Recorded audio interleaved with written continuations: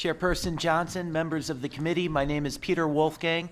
I'm the president of Family Institute of Connecticut Action, here to testify against 6645. You have my written testimony. It's late. I'm going to summarize some key points from the day. You heard testimony today that this bill requires only one doctor, not two, to certify that the person can take their life. Recall the testimony. Recall Representative Sayers asking Representative Ritter about doctor shopping. Recall that there was testimony about there being no waiting period. Notice the conflict between Senator Myers' testimony and Representative Ritter. Senator Myers seemed to understand that there were significant problems with this bill, which he supported, and that even he was open to more safeguards. Representative Ritter was against the waiting period, or seemed to be. Senator Myers said he didn't know the drug that takes the life in this bill, but he knew it was 100% effective. Myers quoted the New Haven Register editorial in favor of the bill. In fact, the editorial is against the bill. Quote, "Even if a second doctor signs off, this is life and death, and there's no taking it back. Diagnosis of terminal illness itself has been made in error before. The legislature should seek the counsel of hospice caregivers." And you heard from the hospice caregivers today. You heard the association say that Connecticut ranks last in the length of hospice stays, and this indicates last-minute stays, referrals, and that is the thing that should be addressed instead. You heard concerns about competence. Senator Welch saying, what does it mean to be competent? Senator Kane saying, shouldn't we determine that a person is of sound mind? We're talking about killing yourself. You heard Dr. Blick say that Judge Origema in the Blick decision said that the legislature should consider whether or not to legalize assisted suicide. She had some very specific things in the Blick decision that she instructed the legislature to consider, and I'm quoting from her Blick decision. This is what the legislature should consider, according to Judge Origema.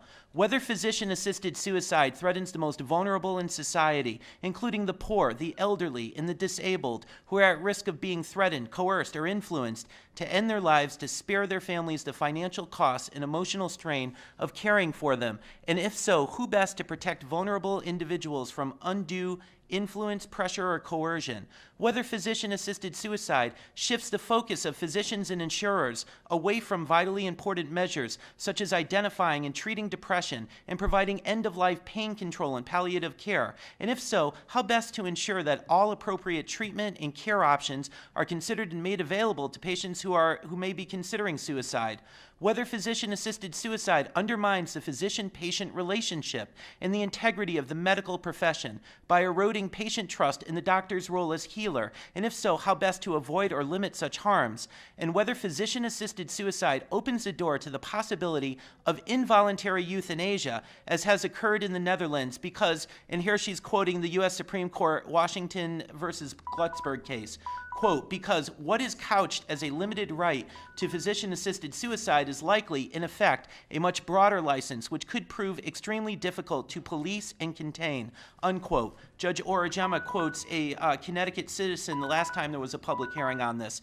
Is assisted suicide the kind of choice, assuming it can be made in a fixed and rational manner, that we wish to offer a gravely ill person?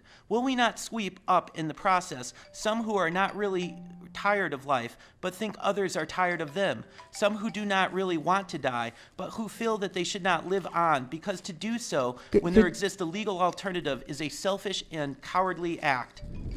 Will not some feel an obligation to have themselves eliminated in order? Is that what we're using instead of a belt? Yeah, this is the timer. Okay. And I timed it exactly by my computer and my phone. So thank you so much. Please summarize.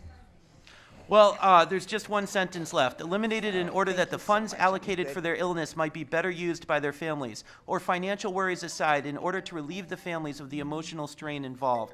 I mean, in summary, there is no amendment that would make this a good bill. This is a bad bill because it's about the taking of human life.